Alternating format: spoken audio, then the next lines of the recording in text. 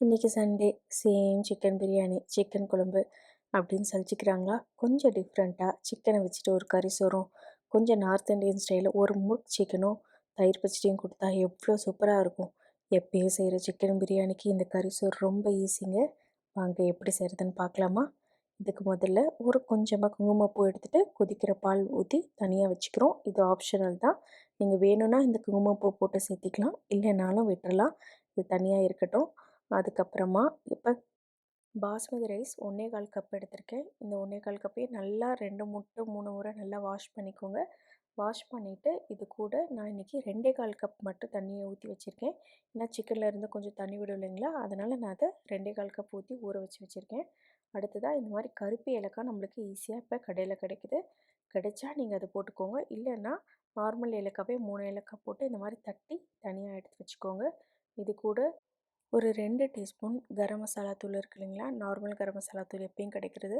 அந்த கரம் மசாலா தூள் நான் போட்டு வச்சுக்கிறேன். இது தனியாக இருக்கட்டும். அடுத்து ஒரு 1/2 கேஜி சிக்கன் எடுத்துக்கிறோம். அது கூட தேவையான அளவு மிளகாத்தூள் போட்டுக்கோங்க. நான் இங்கே 1 டீஸ்பூன் காரத்துக்கு தகுந்த மாதிரி வரமிளகாத்தூள், 1 டீஸ்பூன் காஷ்மீரி மிளகாத்தூள், 1 டேபிள் ஸ்பூன் இஞ்சி பூண்டு பேஸ்ட் போட்டிருக்கேன். இது கூடவே ஒரு 1 1/2 டீஸ்பூன் மிளகுத்தூள் இதெல்லாம் போட்டுட்டு கடைசியாக 1 கப் தயிர் ஊற்றிக்கிறேன். தேவையான அளவு உப்பு. இது எல்லாத்தையும் போட்டுட்டு நல்லா மிக்ஸ் பண்ணி வச்சுக்கோங்க. இந்த மிக்ஸ் அப்படியே நம்மளுக்கு ஒரு 1 மணி நேரம் நல்லா ஊறணும். அதனால் முன்னாடியே கொஞ்சம் பார்த்து ஊற வச்சு வச்சுருங்க. அப்போ தான் இது நல்லா அந்த எசன்ஸ் எல்லாம் தயிரில் போய் நல்லா சிக்கன் ஜூஸியாக சாப்பிட்றதுக்கு நல்லாயிருக்கும். இது 1 மணி நேரம் அப்படியே ஊறட்டும். அதுக்கப்புறமா அடுப்பில் ஒரு பேன் வச்சுக்கோங்க. பேன் வச்சுட்டு ஒரு 2 டேபிள் ஸ்பூன் நெய் ஊற்றிக்கோங்க. 1 டேபிள் ஸ்பூன் எண்ணெய் ஊற்றிக்கோங்க. எண்ணெய் ஊற்றிட்டு அடுப்பை லோ ஃப்ளேமில் வச்சுக்கோங்க. வச்சுட்டு நல்லா காஞ்சதுக்கப்புறமா நம்ம தட்டி வச்சுருக்கோம் இல்லைங்களா, ஏலக்காவும் கருப்பு ஏலக்காவும் கரம் மசாலா தூளும் அதை போட்டுக்கோங்க. ஹை ஃப்ளேமில் வச்சுட்டா கரம் மசாலா தூள் சீக்கிரமாக கரிஞ்சிரும். அதனால் லோ ஃப்ளேமில் வச்சுட்டு போட்டுக்கோங்க. கூட காரத்துக்கு தகுந்த மாதிரி மிளகாத்தூள் போட்டுட்டு ஒரு பெரிய வெங்காயத்தை நீள் வாக்கில் கட் பண்ணி வச்சுருக்கேன். அதையும் போட்டுட்டு நல்லா வதக்கி விட்டுட்டு இப்போ நம்ம ஊற வச்சுருக்கோம் இல்லைங்களா சிக்கன், அதையும் போட்டுட்டு நல்லா மிக்ஸ் பண்ணிக்கோங்க. சிக்கன் நல்லா வேகணும். அதனால் நல்லா மிக்ஸ் பண்ணி விட்டுட்டு இந்த சிக்கன்லேருந்து தயிர் ஊற்றி இருக்கிறனால தண்ணி விடும். அப்படியே வேகட்டும். நான் எதுவுமே தண்ணி ஊற்ற போகிறதில்ல, அதில் இருக்க தண்ணியே போதும். அதனால் அடுப்பை லோ ஃப்ளேமில் வச்சுட்டு அப்பப்போ ஒரு 2 நிமிஷத்துக்கு ஒருக்கா திருப்பி விட்டுக்கிட்டே இருங்க. இப்போ பாருங்கள் எவ்வளோ தண்ணி விட்டுருக்கு சிக்கன்லேருந்து. அதனால் நான் எக்ஸ்ட்ரா எந்த தண்ணியும் ஊற்றலை. இந்த சிக்கன் வேகிறதுக்கு எப்படியும் ஒரு 10லேருந்து 15 நிமிஷம் ஆகும். அதனால் நல்லா வேகட்டும். லோ ஃப்ளேமில் வச்சிங்கன்னா உங்களுக்கு எண்ணெய் நல்லா பிரிஞ்சு வரும். இப்போ பாருங்கள் சிக்கன் நல்லா வெந்திருக்கு. இப்போ நம்ம ஒரு 2 1/4 கப் தண்ணி ஊற்றிக்கிறோம்.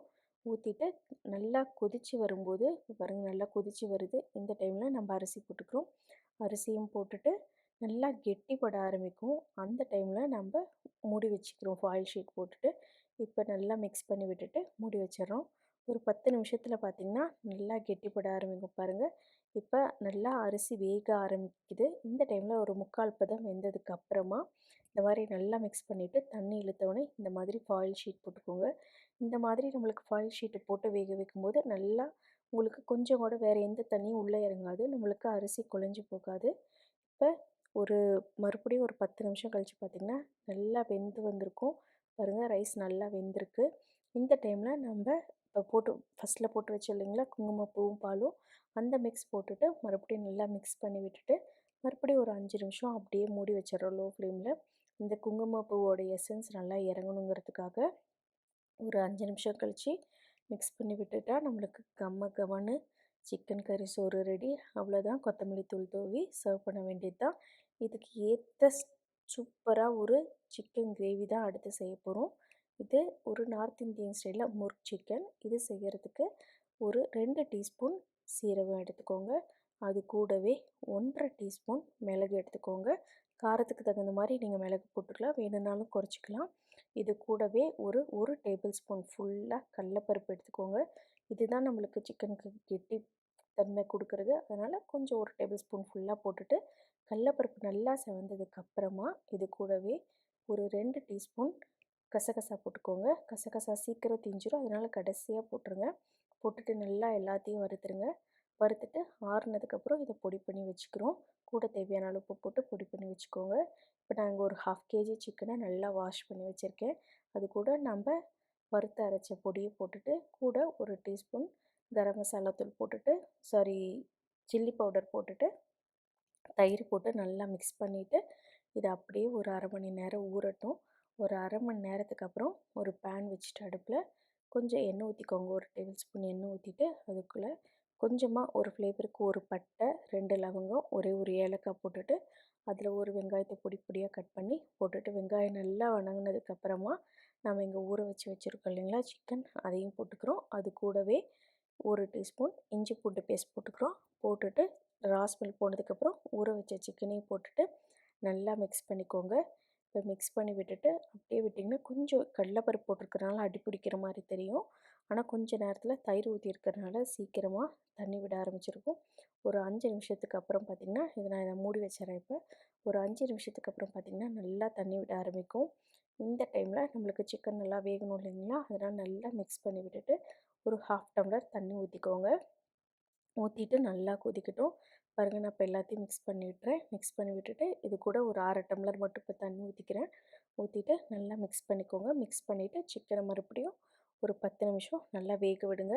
உங்களுக்கு அப்பப்போ ஒரு 2 நிமிஷத்துக்கு ஒருக்கா கிளறி விட்டுக்கிட்டே இருங்க. ஏன்னா கடலப்பருப்பு போட்டிருக்கறனால சீக்கிரம் அடி பிடிக்கும்.